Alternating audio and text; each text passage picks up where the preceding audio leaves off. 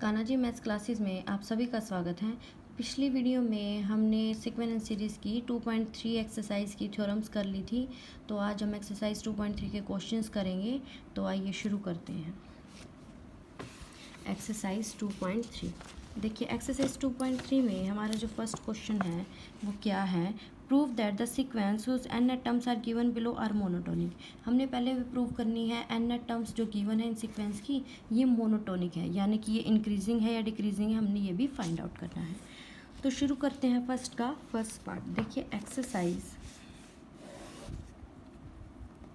2.3 का first question क्या है, ए एन हमें दिया हुआ है 1/n प्लस 1 में n प्लस 1 प्लस 1 में n प्लस 2 अप टू 1 में 2n माइनस 1। तो देखिए, तो ए एन प्लस 1 क्या हो जाएगी, 1 में n प्लस 1 प्लस में n plus 2 plus up to, देखिए यहाँ पे n की जगह क्या पुट करती हूँ मैं, यहाँ पे 2n माइनस 1 है, n की जगह क्या पुट करूँगी, n प्लस 1।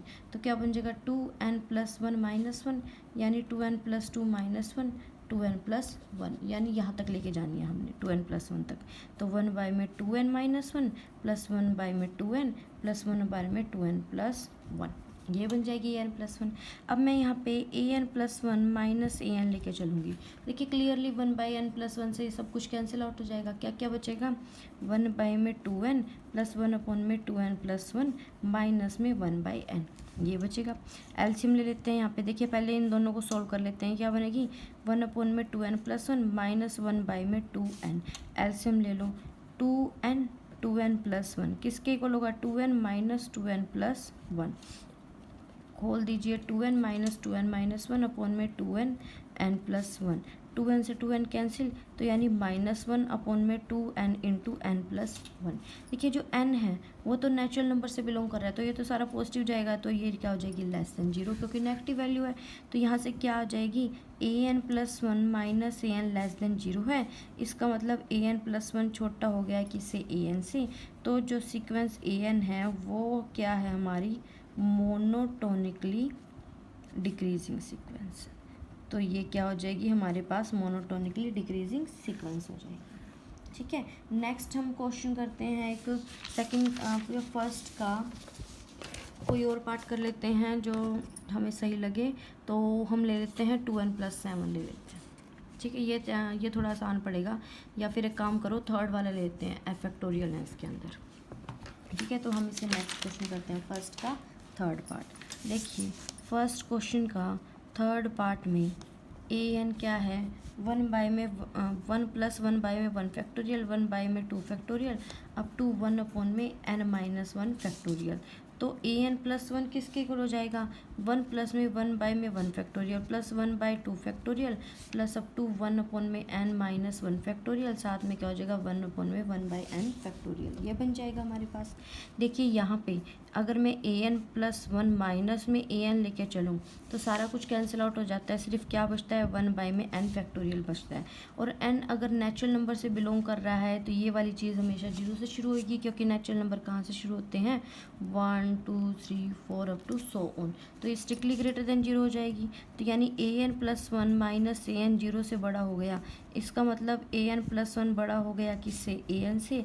तो जो सीक्वेंस ए एन है वो हमारी क्या हो जाएगी, मोनोटोनिकली इंक्रीजिंग सीक्वेंस। तो ये हमारे पास में क्या हो जाएगी, मोनोटोनिकली इंक्रीजिंग सीक्वेंस चली जाएगी। ये है आपका फर्स्ट का third part. Same as it is first question complete करना है आपने। ठीक है, सेकंड की बात करते हैं, डिस्कस द कन्वर्जेंस। अब हमने यहाँ पे कन्वर्जेंस फाइंड आउट करनी है कि ये सीक्वेंस हमें गिवन है तो ये कन्वर्जेंट होगी या नहीं होगी, ये हमने यहाँ पे फाइंड आउट करना है। हम करेंगे इसका सेकेंड पार्ट। देखिए सेकेंड पार्ट में क्या है, क्वेश्चन नंबर 2 का second part, A N sequence किसके इक्वल है, n में n² प्लस 1, ये हमें गिवन है। ठीक है, तो ए एन किसके इक्वल होगा, n में n² प्लस 1। तो ए एन प्लस 1 किसके इक्वल होगा, n प्लस 1 का होल स्क्वायर प्लस 1। खोल दीजिए, n प्लस 1 अपॉन में n² plus 2n plus 1 plus 1, यानी कि n प्लस 1 अपॉन में n² प्लस 2n प्लस 2। अब मैंने यहाँ पे पहले ये चेक करनी है ये मोनोटोनिकली इंक्रीजिंग है या डिक्रीजिंग है, तो उसके लिए मैं A N plus one minus A N लेके चलती हूँ। तो क्या हो जाएगा एन प्लस वन अपॉन में N square plus two N plus two minus में एन अपॉन में N square plus one. LCM ले लेते हैं। देखिए एलसीएम लेके सॉल्व करेंगे तो एन प्लस वन इंटू में N square plus one minus N into N square plus two N plus two upon में एलसीएम ले लीजिए N square plus one N square plus two N plus two. इसको खोल दीजिए।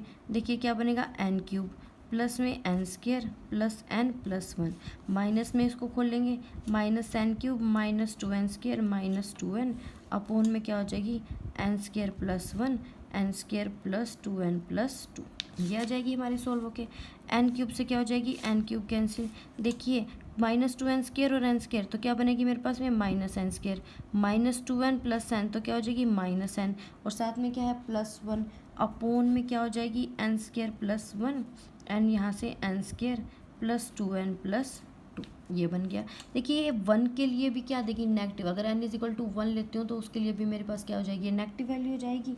तो यानी हमारे पास क्या वैल्यू होगी जो a N plus one minus A n हाई है वो लेस देन एन जीरो आ गई for all n belongs to natural number. तो यानी कि a N plus one minus क्या लेस देन हो जाएगी ए एन से, तो जो सीक्वेंस ए एन है वो हमारी क्या चली जाएगी मोनोटोनिकली डिक्रीजिंग सीक्वेंस। जो हमारे पास में ये है ये क्या हो जाएगी मोनोटोनिकली डिक्रीजिंग सीक्वेंस। ठीक है।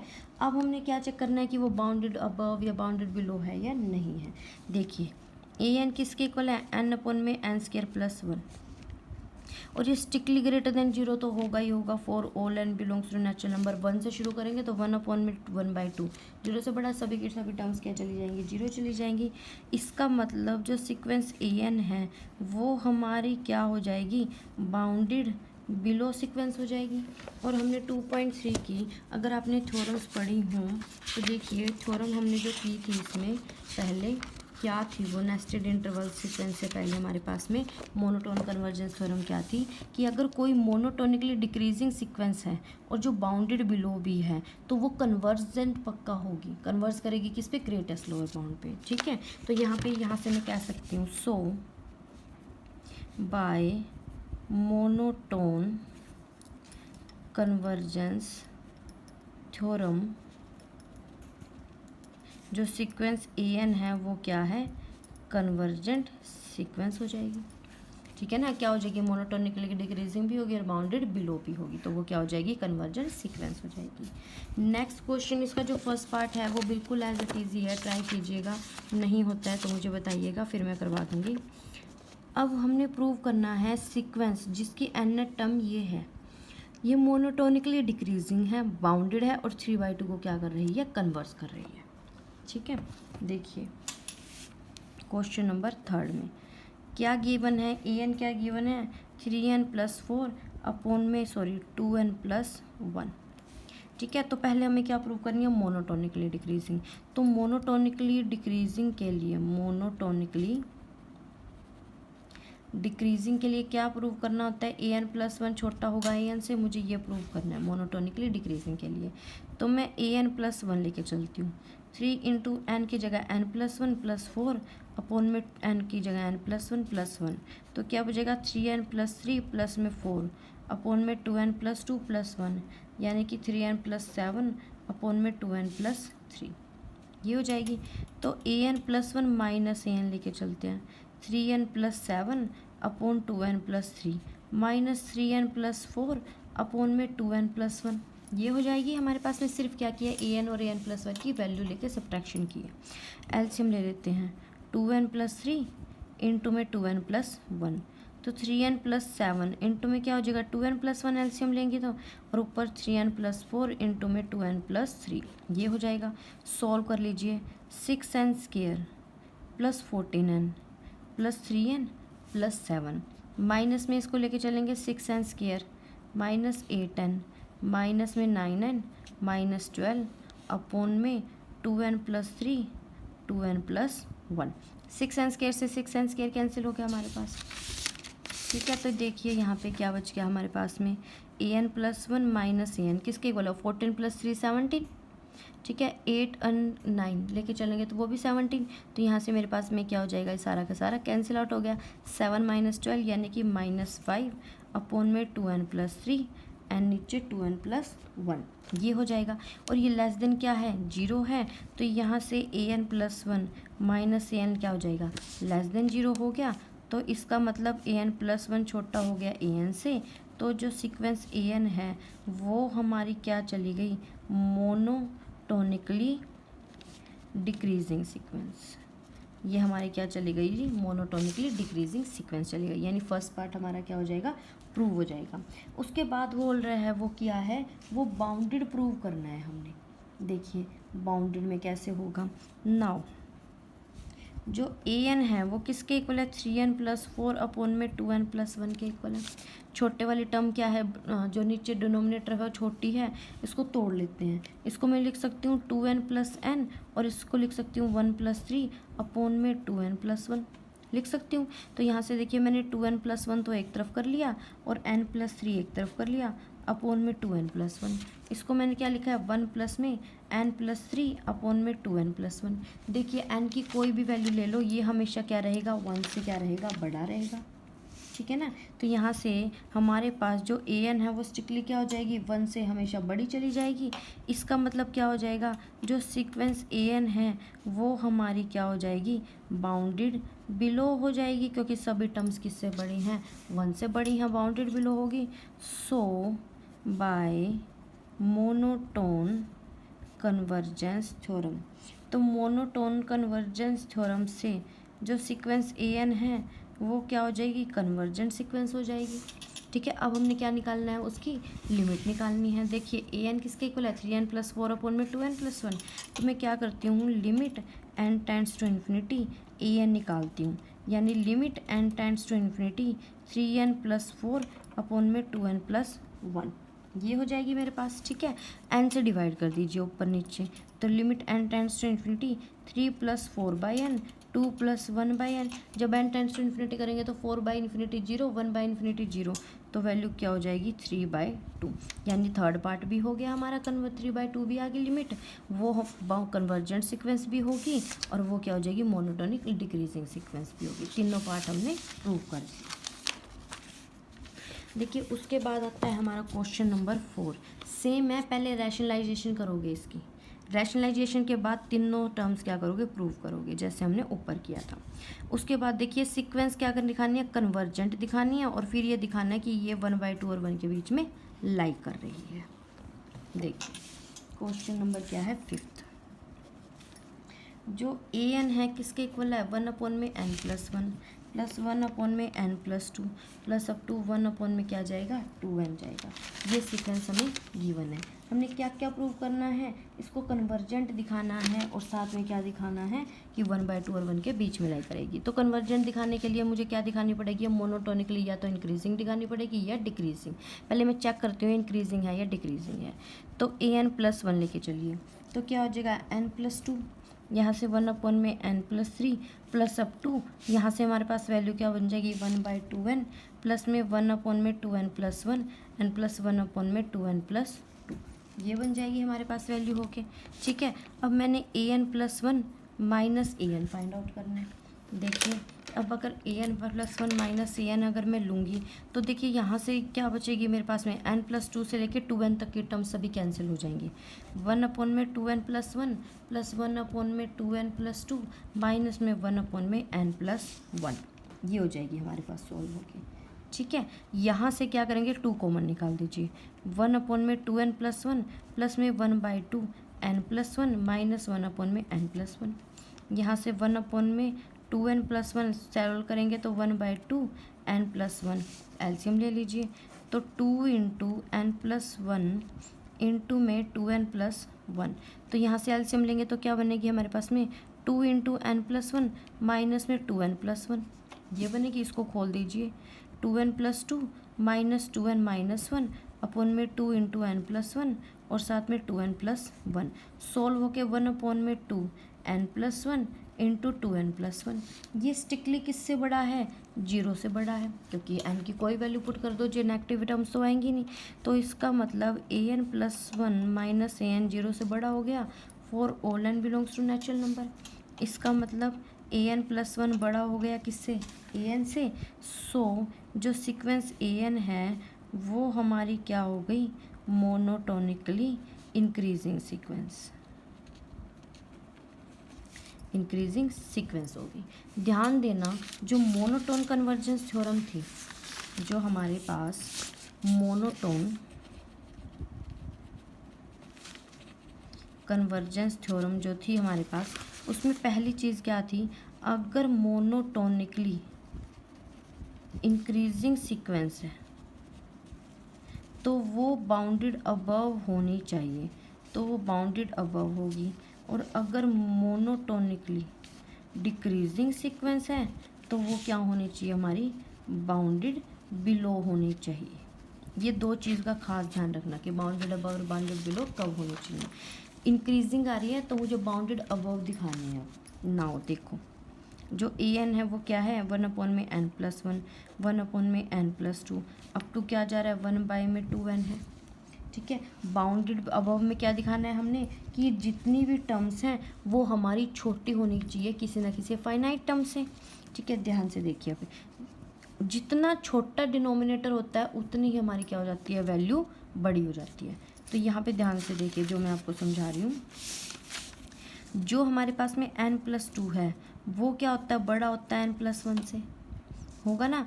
क्यों, देखिए अब जो n है वो हमारे पास, सॉरी 2 ही ले लो, 2 बड़ा है किससे, 1 से, n ऐड कर दो तो n+2 बड़ा हो गया किससे, n+1 से। रेसिप्रोकल ले लो तो 1/n+2 छोटा हो गया किससे, n+1 से। सिमिलरली 1/2n भी छोटा होगा किससे, n+1 से। तो यही हमने यूज़ करना है। तो यहाँ पे हम क्या करेंगे, रिप्लेस कर दिया सबको 1/n+1, 1/n+1 up to 1/n+1 से। ये टोटल कितने टर्म्स हैं, n टर्म्स हैं। तो यानी ये किसके इक्वल हो जाएगा मेरे पास में, n/n+1। ये छोटा हो जाएगा n/n से, हो जाएगा ना छोटा हमारे पास में, क्योंकि देखिए n+1 जो बड़ा है n से, लेकिन 1/n+1 छोटा हो गया 1/n से, तो n/n से छोटा हो गया, यानी कि 1 से छोटा हो गया।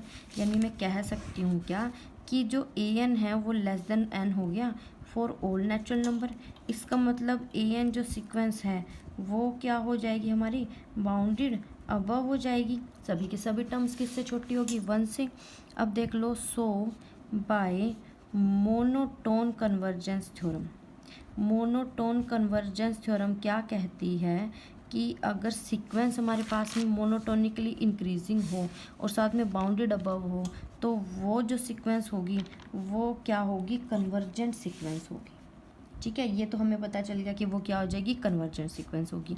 अब देखिए an जो है वो लेस देन 1 है हर नेचुरल नंबर के लिए, तो इसका मतलब उसकी अगर मैं limit n tends to infinity लूँ तो वो भी क्या जाएगी, लेस देन इक्वल टू 1 चली जाएगी ना, क्योंकि इन्फिनिटी पे क्या पता वो 1 वैल्यू दे दे, तो वो क्या हो जाएगी, लेस देन इक्वल टू 1 हो जाएगी for all n belongs to n के लिए। यानी हर n बिलोंग टू n के लिए वो, तो ये तो रहने दो, क्योंकि लिमिट लगा दी कि इन्फिनिटी पे भी वो क्या देगी, 1 के बराबर या उससे छोटी वैल्यू देगी। अब हमने क्या प्रूव करना है, कि an जो है 1/2 से बड़ी है। उसके लिए देखिए हम लेके चलते हैं, an जो है वो किसके इक्वल है, 1/n+1, 1/n+2 up to 1/2n। देखिए यहाँ पे मैंने आपको बताया था, जो n+1 होता है वो छोटा होगा 2n से, तो 1/n+1 बड़ा हो गया किससे, 2n से। यानी कि सभी टर्म्स किससे बड़ी हो जाएंगी, 1/2n, 1/2n, और लास्ट टर्म तो हमारे पास में 1/2n है ही। ये कितनी टर्म्स हैं हमारे पास में, n टर्म्स है, n/2n, यानी कि 1/2। इसका मतलब जो an है वो हमारा 1/2 से क्या जाएगा, बढ़ा जाएगा। अगर सब, लेकिन किसके लिए, फॉर ऑल नेचुरल नंबर के लिए। तो इसका मतलब अगर n टेंड्स टू इन्फिनिटी लगाऊं an, तो वो भी 1/2 से बड़ा हो जाएगा। तो यहाँ से हमारे पास में क्या वैल्यू आ गई, देखिए जो हमारे पास limit n tends to infinity an है वो 1/2 और 1 के बीच में लाई कर रही है। साथ में हमने कन्वर्जेंट तो प्रूव कर ही थी मोनोटोन कन्वर्जेंस थ्योरम से, तो ये क्या हो जाएगा, हमारा कन्वर्जेंट सीक्वेंस। नेक्स्ट क्वेश्चन देखिए, 6th में देखिए, show that the sequence a n is equal to a one तो गिवन है, ए एन प्लस वन हमें ये दिया हुआ है, ये दिखाना है कि ये 2 को कन्वर्स कर रही है। सिमिलरली जो 3 ए एन है वो 3 को कन्वर्स करेगी। ये हमने क्या करना है, प्रूव करना है। मैं इसका एक पार्ट सेकंड पार्ट करवा देती हूँ, थर्ड तो बिल्कुल सेम है, तो वो ट्राई कीजिएगा।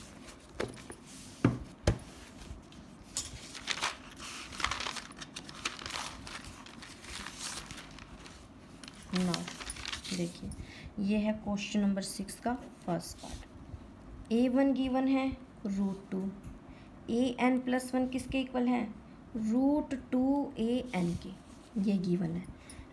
तो सबसे पहले तो मुझे चेक करना पड़ेगा कि ये मोनोटोनिकली इंक्रीजिंग है या डिक्रीजिंग है। तो उसके लिए अगर आपको ध्यान हो तो आपने प्रिंसिपल इंडक्शन मेथड पढ़ा होगा। प्रिंसिपल इंडक्शन मेथड, देखिए क्या होता था कि पहले के लिए n इज इक्वल टू 1 या 2 के लिए हम ट्रू प्रूव करते थे, ठीक है। फिर उसके बाद सपोज करते थे कि जो रिज़ल्ट है वो होल्ड कर रहा है किसके लिए, n के लिए। और फिर थर्ड में क्या लेते थे, प्रूव करते थे रिज़ल्ट को, prove the result for n+1, n+1 के लिए क्या करते थे, प्रूव करते थे। वही चीज़ हम यहाँ लेके चलेंगे, ठीक है। अब नाउ ध्यान से देखिए, अगर मैं a2 निकाल लूँ तो वो क्या हो जाएगी, √2 इंटू में a1, और a1 की वैल्यू क्या है, √2 और साथ में √2 a2 ये हो जाएगी, ठीक है। ये हमारे पास में क्या आ जाएगी, a2 आ जाएगी। अब मुझे चेक करना है इंक्रीजिंग है डिक्रीजिंग है। नाउ देखिए, जो √2 होता है वो बड़ा होता है 1 से, होता है ना, तो मैं क्या करती हूँ, 2 मल्टीप्लाई कर देती हूँ, तो 2√2 बड़ा हो गया किससे, 2 से, तो स्क्वायर रूट ले लो, तो स्क्वायर रूट 2√2 किससे बड़ा हो गया, √2 से, यानी a2 बड़ा हो गया किससे, a1 से। यानी जो हमारे पास में देखिए 2 फर्स्ट के लिए n इज इक्वल टू 1 या 2 के लिए मेरे पास क्या आ जाएगी, इंक्रीजिंग आ गई। अब मुझे क्या रिजल्ट करना है, रिजल्ट लेट करूँगी किसके लिए, n के लिए। मैं क्या करूँगी, सपोज कर लेती हूँ, सपोज क्या सपोज करूँगी कि an+1 बड़ा है किससे, an से, ठीक है। अब देखिए an+1 an से बड़ा है, ये मैंने लेट कर लिया। अब मैं दोनों जगह √2 मल्टीप्लाई कर देती हूँ, ठीक है। तो यानी कि 2 मल्टीप्लाई कर लो, सॉरी, 2an+1 का स्क्वायर रूट बड़ा हो जाएगा किससे, स्क्वायर रूट 2an से हो जाएगा बड़ा, क्योंकि मैंने 2 मल्टीप्लाई किया दोनों साइड, फिर स्क्वायर रूट ले ली। और अगर मैं इसको लेके चलूँ तो ये क्या है, an+2 बड़ा किससे हो गया, an+1 के, यानी कि द जो रिज़ल्ट है वो होल्ड कर गया किसके लिए, 4n+1 के लिए भी होल्ड कर गया। So by principle mathematical induction method जो हमारे पास सीक्वेंस an है वो क्या गई है, मोनोटोनिकली क्या हो जाएगी, इंक्रीजिंग सीक्वेंस। ये हमारे पास में क्या हो जाएगी, मोनोटोनिकली इंक्रीजिंग सीक्वेंस होगी। अब देखिए मोनोटोन कन्वर्जेंस थ्योरम क्या कहती है कि अगर मोनोटोनिकली इंक्रीजिंग है तो वो क्या होनी चाहिए, बाउंडेड अबव होनी चाहिए, ठीक है ना। तो उसकी जो सभी लिमिट्स हैं वो क्या होनी चाहिए, लेस देन कोई ना कोई नंबर होनी चाहिए। नाउ ये भी प्रिंसिपल इंडक्शन से करेंगे। देखिए a1 की वैल्यू क्या है, √2 है, 2 से छोटी है, ठीक है। अब मैं सपोज कर लेती हूँ कि an जो है वो 2 से छोटा है। अब नाउ देखिए यूज़ करेंगे हम इसका, an छोटा है 2 से, तो क्या करती हूँ, 2an छोटा हो जाएगा किससे, 2 × 2 से, ठीक है। तो यहाँ से मैं क्या करती हूँ, स्क्वायर रूट लेती हूँ, तो स्क्वायर रूट an छोटा हो गया 2 × 2 से, यानी कि an+1 छोटा हो गया किससे, 2 से। 2 का स्क्वायर लेके चलेंगे तो वो कट जाएगा, 2 बच गया। तो देखिए a1 भी 2 से छोटा था, an तो हमने लेटिंग की ही थी, लेकिन मैंने प्रूव कर दिया an+1 भी 2 से छोटा है। So by principle of mathematical induction method जो सीक्वेंस an है वो हमारे पास में क्या हो जाएगी, बाउंडेड अबव होगी, यानी कि उसका अपर बाउंड हमें मिल गया। So by monotone convergence theorem, तो मोनोटोन कन्वर्जेंस थ्योरम से जो सीक्वेंस an है वो क्या हो जाएगी, कन्वर्जेंट सीक्वेंस तो हमारी आ गई कि वो कन्वर्स कर रही है, लेकिन किस पे कन्वर्स कर रही है वो हमने फाइंड आउट करना है। तो मैं लेट कर लेती हूँ कि जो an जो वैल्यू है हमारे पास में an है वो किसके इक्वल है, एल के इक्वल है। देखिए कन्वर्जेंट सीक्वेंस में क्या होती है, कन्वर्जेंट सीक्वेंस का मतलब कि कुछ काफ़ी सारी मतलब लाखों की या करोड़ों की टर्म्स के बाद जो टर्म्स हैं वो सेम सेम वैल्यू देना शुरू कर देती हैं, ठीक है। तो एन टेंड्स टू इन्फिनिटी पे ए एन की भी वैल्यू एल होगी एंड लिमिट अगर मैं ए एन प्लस वन लूँ तो वो भी क्या देगी, एल लिमिट ही देगी, जो किसके इक्वल है, limit n tends to infinity a n के इक्वल है। तो यहाँ से मैं कह सकती हूँ क्या कि जो मेरे पास में limit n tends to infinity a N plus one है वो किसके इक्वल हो गया, limit n tends to infinity a n के इक्वल हो गया ना। तो ए एन प्लस वन की वैल्यू पुट कर देते हैं। क्या है ए एन प्लस वन की value, root two a n, किससे बड़ा हो गया, limit n tends to infinity a n से। और ए एन की लिमिट क्या लेट की थी, एल लेट की थी, तो इसका मतलब स्क्वायर रूट 2l किसके इक्वल हो गया, एल के। ऑन स्केयरिंग, जब मैं स्केयरिंग लेके चलूँगी तो 2l किसके इक्वल हो गया, एल स्केयर के, यानी l square minus 2l is equal to 0। तो क्या बनेगा, l into l minus 2 is equal to 0, ये वैल्यू आ गई। तो इसका मतलब या तो l क्या होगा, 0 हो गए, या फिर l की वैल्यू क्या होगी, 2 होगी। लेकिन ध्यान दीजिए कि जो ए एन हमारे पास में है, देखिए a1 क्या था, रूट 2 है, तो यानी कि वो मेरे पास में क्या हो जाएगी, greater than equal to root 2 लिख सकती हूँ क्योंकि इक्वल टू की कंडीशन आ गई। अब a2 जो हमारे पास है वो किसके इक्वल होगा, 2 रूट 2 का स्क्वायर रूट, ये भी क्या होगा, ग्रेटर देन रूट 2 तो होगा ही होगा। यानी कह सकती हूँ मैं ए एन भी क्या हो जाएगा, रूट 2 से बड़ा हो गया, तो 0, तो इसका मतलब l 0 नहीं हो सकती, तो l की वैल्यू क्या होगी, 2 होगी। तो यानी limit n tends to infinity a n की वैल्यू क्या आ गई मेरे पास में, 2 आ गई। देखिए दोबारा कर देख लीजिए एक बार, a1 की वैल्यू 2 है तो ए एन प्लस वन निकाल लेते हैं, A N plus one 2 root A N है, ठीक है। ए एन प्लस वन की ये वैल्यू गिवन है, हमें a1 की थी, ये भी गिवन है, और सेकंड वाली हमारे पास में ये भी गिवन है, ठीक है। देखिए अब अगर a2 की वैल्यू निकाल तो 2 रूट a1 की वैल्यू रूट 2 यानी 2 रूट 2। देखिए अब मुझे चेक करना है इंक्रीजिंग है या डिक्रीजिंग, तो उसके लिए मैं principle mathematical induction method use करूँगी, ठीक है। तो principle of mathematical induction method क्या कहता है कि n इज इक्वल टू 1 और 2 के लिए तो ट्रू होगा, n के लिए लेट करेंगे, n प्लस 1 के लिए प्रूव करेंगे। तो यहाँ पे रूट 2 बड़ा है 1 से, तो 2 रूट 2 भी 2 से बड़ा होगा, तो दोनों साइड स्क्वायर रूट लेंगे, यानी a2 बड़ा हो गया किससे, a1 से बड़ा हो गया। उसके बाद देखिए ए एन प्लस वन मैं लेट कर लेती हूँ, ए एन प्लस वन बड़ा है ए एन से, दोनों साइड 2 मल्टीप्लाई करके स्क्वायर रूट ले लिया, तो ए एन प्लस 2 भी बड़ा हो गया, तो यानी कि मोनोटोनिकली इंक्रीजिंग होगी। अगर मोनोटोनिकली इंक्रीजिंग है तो मुझे बाउंडेड अबव निकालनी है। अब देखिए ध्यान से, a1 की वैल्यू क्या है, रूट 2, 2 से छोटी है, तो मैं लेट कर लेती हूँ ए एन 2 से छोटा है। अगर ए एन 2 से छोटा है तो दोनों साइड 2 मल्टीप्लाई करके स्क्वायर रूट ले लिया, तो ए एन प्लस 2 1 भी क्या हो जाएगा, 2 से छोटा, तो यानी कि PMI principle of mathematical induction method से ए एन क्या हो जाएगी, बाउंडेड अबव होगी। इंक्रीजिंग थी, बाउंडेड अबव, तो कन्वर्जेंस थ्योरम से वो क्या हो जाएगी, कन्वर्जेंट हो जाएगी। देखिए अगर ए एन की वैल्यू एल है तो ए एन प्लस 1 की भी वैल्यू एल हो जाएगी, क्योंकि कन्वर्जेंट सीक्वेंस के बाद काफ़ी सारी जो बहुत बड़ी टर्म्स लेके चलते हैं तो वो सेम सेम वैल्यू देना शुरू कर देती है, ठीक है। तो वहाँ से हम क्या करेंगे, ए एन दोनों की लिमिट सेम है, तो लिमिट ए एन प्लस 1 और ए एन दोनों की लिमिट एल सेम हो जाएगी, तो यहाँ से ए एन प्लस 1 की वैल्यू पुट की, स्केयरिंग करके एल की वैल्यू 0 या 2 निकलेगी। देखिए वो 0 तो अब हो नहीं सकती, क्यों नहीं हो सकती, a1 की वैल्यू रूट 2 है, ये greater than equal to root 2 होगी, a2 2 रूट 2 वो भी रूट 2 से बड़ी हो जाएगी, तो ए एन भी क्या जाएगी, रूट 2 से बड़ी, तो l 0 हो नहीं सकता, l क्या हो जाएगा हमारा 2 हो जाएगा। ये है आपका 6 का फर्स्ट पार्ट। देखिए उसके बाद आता है 7th और 8th क्वेश्चन बिल्कुल सेम है, तो मैं आपको क्वेश्चन नंबर 7 करवाऊंगी। देखिए 7th क्वेश्चन में क्या है, शो करना है हमने जो सीक्वेंस ए एन है वो किसके इक्वल है, a1 दे दी और ए एन प्लस 1, जैसे ऊपर वाला क्वेश्चन था बिल्कुल सेम। वो बोल रहा है कि इसकी जो लिमिट है वो इस इक्वेशन को पॉजिटिव रूट है, ये निकालना है हमने। देखिए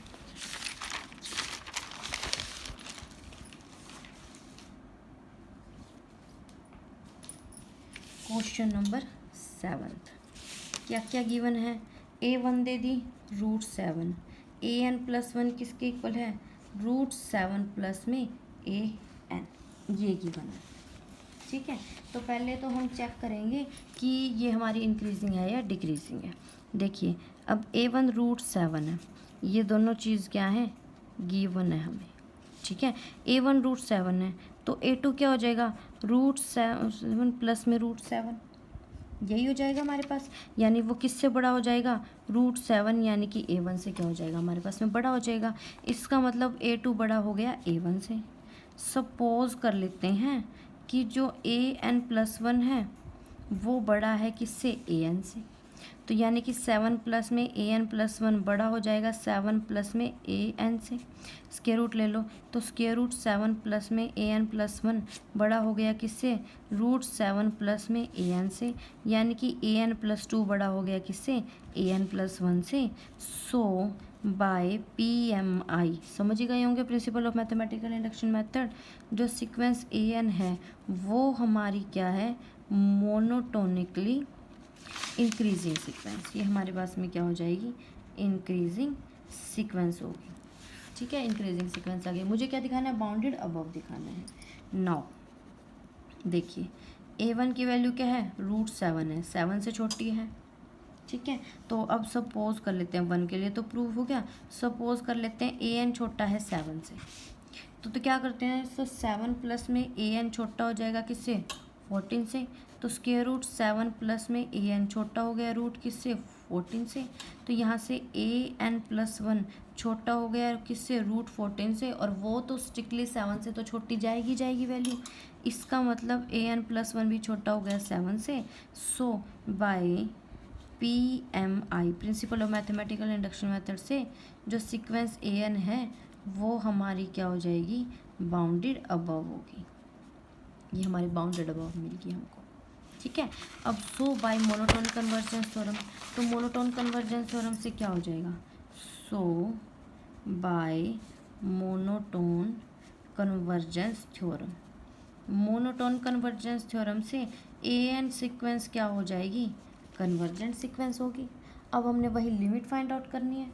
ठीक है, तो लेट कर लेते हैं कि limit n tends to infinity AN किसके इक्वल है, L के इक्वल है, और यही लिमिट किसके इक्वल है, limit n tends to infinity AN+1 के।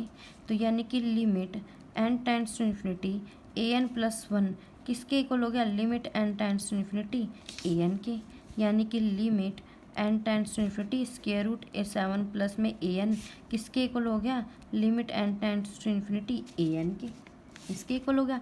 तो यहाँ से मैं L पुट कर देती हूँ, स्क्वायर रूट 7 प्लस L किसके इक्वल हो गया, L के। स्क्वेयरिंग के बाद 7 प्लस L किसके इक्वल हो गया, L स्क्वेयर के। इसका मतलब L square minus L minus 7 is equal to 0। यहाँ से L की वैल्यू निकाल दी है 1 प्लस माइनस स्क्वेयर रूट, यहाँ से क्या हो जाएगी हमारे पास में 1 प्लस में 7 4 28 बाय में 2। तो L की वैल्यू क्या आ जाएगी, प्लस माइनस स्क्वेयर रूट 29/2, ये आ जाएगी हमारे पास में वैल्यू सोल्व होके L की। देखिए एक तो बार तो क्या आ जाएगी, प्लस होगी, और एक बार क्या आ जाएगी, नेगेटिव होगी। तो L की वैल्यू क्या आएगी, एक बार तो स्क्वायर रूट 29/2 हो जाएगी, एक बार क्या हो जाएगी 1 माइनस में स्क्वायर रूट 29/2। देखिए अब √29 है, ये 1 से तो क्या होएगा, बड़ा होएगा, ये वैल्यू क्या देगी, नेगेटिव देगी। अब यहाँ पे जो AN है वो हमारे पास क्या है, 7 प्लस में AN प्लस जो 1 है वो 7 स्क्वायर रूट 7 प्लस AN है, और ये स्ट्रिक्टली 0 से तो बड़ा होगा ही होगा। तो इसका मतलब L किसके इक्वल नहीं होगी, 1 माइनस स्क्वायर रूट 29/2 के इक्वल तो होगी नहीं, क्योंकि वो नेगेटिव वैल्यू देगी। सो L किसके इक्वल होगी, 1 प्लस में स्क्वायर रूट 29/2, एंड ये जो होगी वो रूट होगा, किस इक्वेशन का रूट होगा, L square minus L minus 7 is equal to 0। So इसका मतलब मैं कह सकती हूँ L is equal to 1 plus में स्क्वायर रूट 29/2 रूट होगा किस इक्वेशन का, equation x square minus x minus 7 is equal to 0। बस L की जगह क्या पुट किया है, x पुट किया है, तो लिमिट हमारे पास में ये आ जाएगी, सेम एज इट इज़ या जैसे हमने क्वेश्चन पहले किया था। उसके बाद था आपका 8 क्वेश्चन आप ट्राई कीजिएगा, आपका नहीं होता है तो फिर मुझे बताइएगा। बिल्कुल सेम है, बस वहाँ पे क्या है, एडिशन में 2 है 7 की जगह, ट्राई कीजिएगा। नेक्स्ट है मोनोटोनिक सीक्वेंस क्या होती है, तो आप डेफिनेशन तो दो ही दोगे, एग्जांपल्स देने हैं इन सभी के। पहला क्या है, मोनोटोनिकली इंक्रीजिंग सीक्वेंस जो कि कन्वर्जेंट है। ठीक है, तो मोनोटोनिकली इंक्रीजिंग सीक्वेंस जो कन्वर्जेंट होगी कौन सी होगी, जरा सोच के देखिए। जो हमारे पास में क्या है, इंक्रीजिंग भी है और साथ में क्या है, कन्वर्जेंट भी है।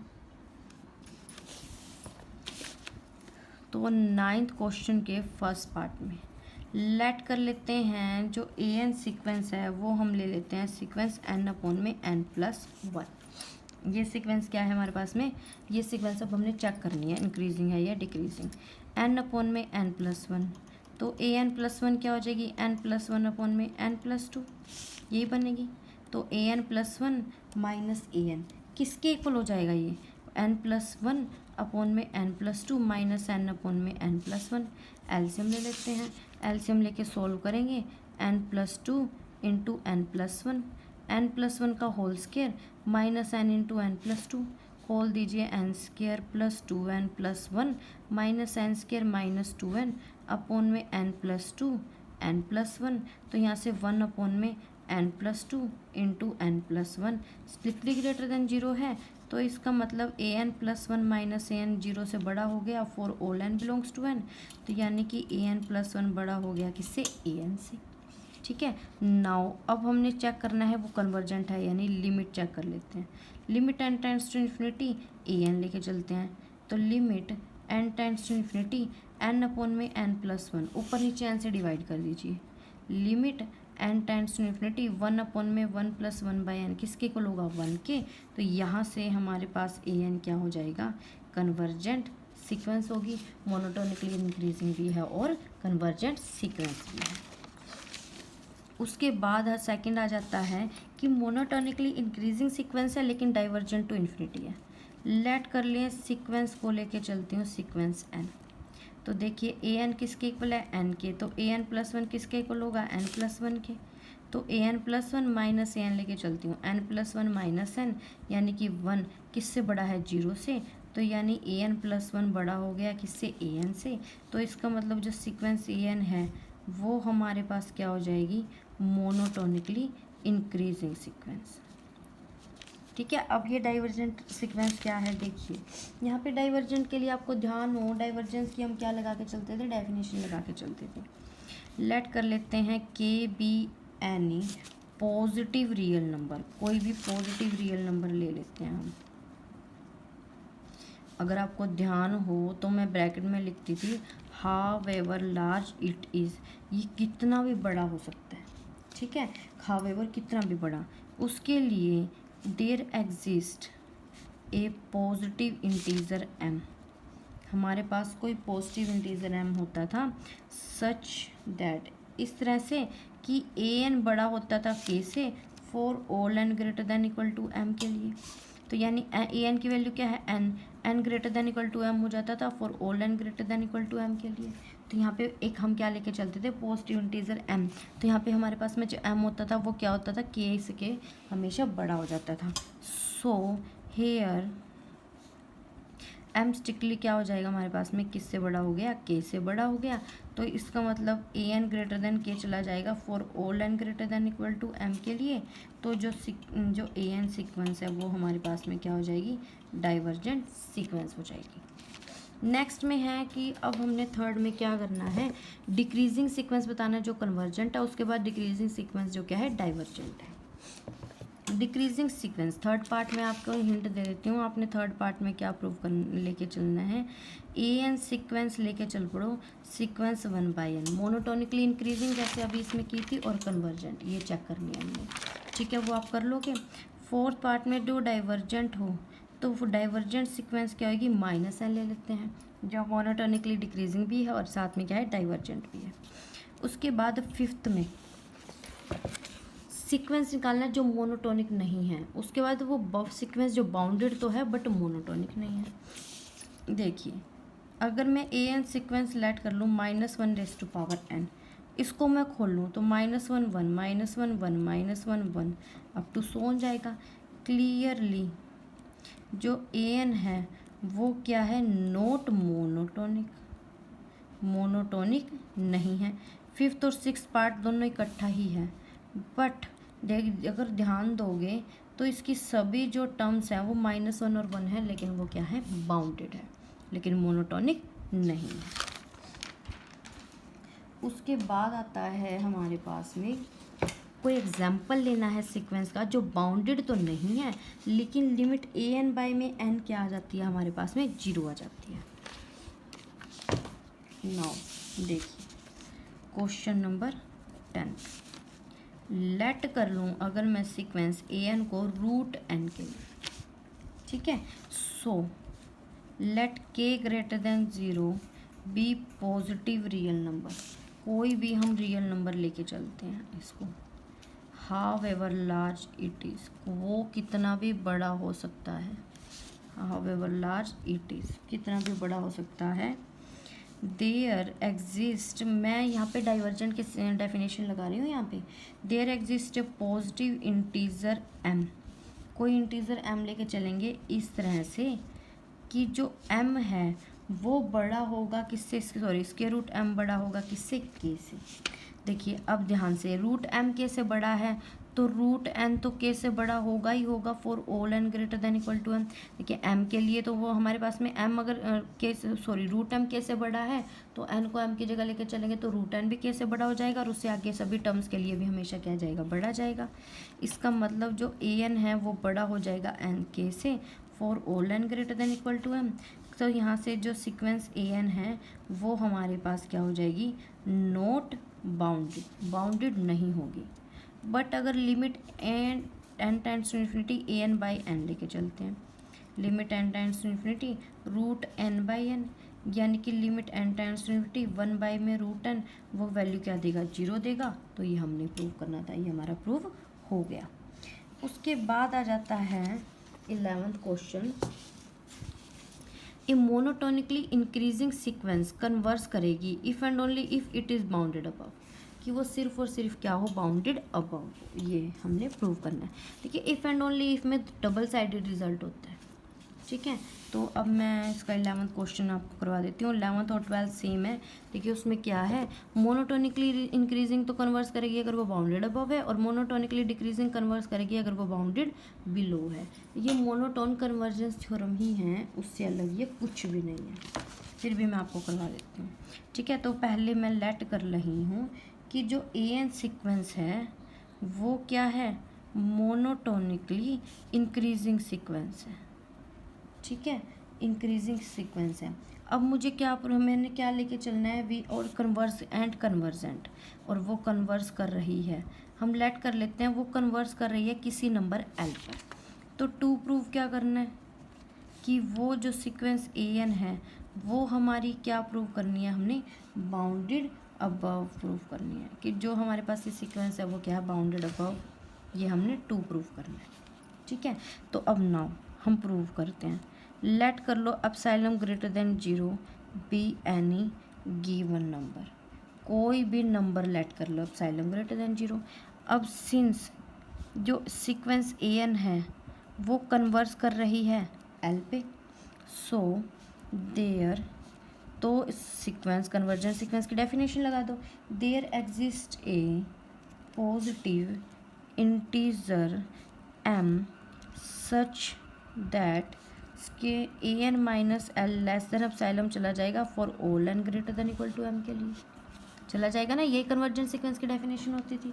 खोल दो इसको, देखिए मोड खोलेंगे तो यानी कि minus epsilon less than an minus l less than epsilon for all n greater than equal to m हो जाएगा।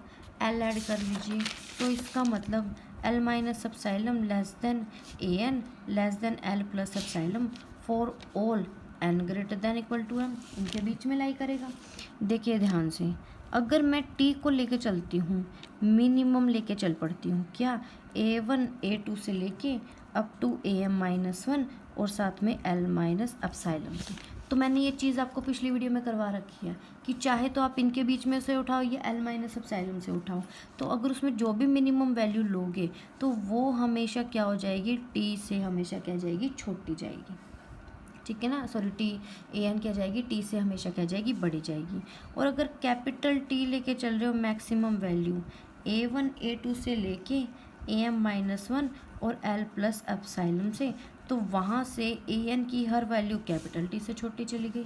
तो इसका मतलब क्या हो जाएगा, जो an की जितनी भी वैल्यूज़ हैं वो t स्मॉल t और कैपिटल T के बीच में जाएंगी for all n belongs to n। तो यानी कि जो सीक्वेंस an है वो हमारी क्या हो जाएगी, बाउंडेड सीक्वेंस होगी। दिस इम्प्लाइज वो क्या हो जाएगी, बाउंडेड अबव भी हो जाएगी। यही हमने क्या करना था, प्रूव करना था। कन्वर्स पार्ट क्या है? कन्वर्स पार्ट है कि ए एन हमारे पास में क्या है, मोनोटोनिकली इंक्रीजिंग सीक्वेंस है, ठीक है, और साथ में क्या दी हुई है, एंड बाउंडेड अबव, और बाउंडेड अबव है, टू प्रूव करना है वो कन्वर्जेंट सीक्वेंस होगी। तो आपको ध्यान हो तो मैं हमेशा ये सभी के सभी क्वेश्चंस मोनोटोन कन्वर्जेंस सीक्वेंस ले रही थी, तो इसका जो ये पार्ट है ये हमारा क्या हो जाएगा, इसका कन्वर्स पार्ट हो जाएगा, ये आपने लिखना है, ये आपने इस कन्वर्स पार्ट में करके दिखाना है। सिमिलरली बिलो के लिए हो जाएगी। तो ये थी आपकी एक्सरसाइज 2.3। आई होप आपको एक्सरसाइज समझ आई हो। एक्सरसाइज में किसी भी क्वेश्चन में किसी भी तरह की दिक्कत होती है तो प्लीज़ मुझे कमेंट बॉक्स में ज़रूर बताइएगा। आई होप आपको वीडियो अच्छी लगी हो। वीडियो अच्छी लगी हो तो प्लीज़ वीडियो को लाइक करें, चैनल को सब्सक्राइब करें एंड प्लीज़ इसको शेयर करें ताकि ये बच्चों तक पहुंच सके और उनकी अच्छे से पढ़ाई हो सके। Thank you so much.